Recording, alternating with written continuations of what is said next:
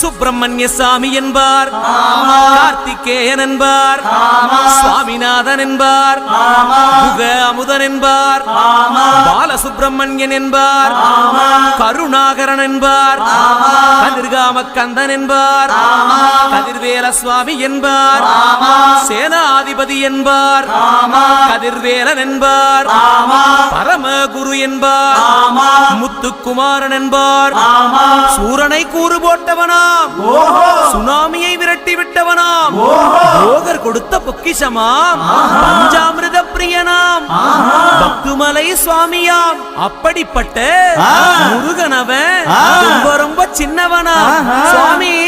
சின்ன சின்ன முருகைய சிங்கார முருகைய கொஞ்சி கொஞ்சி தமிழ் பேசும் செந்தில்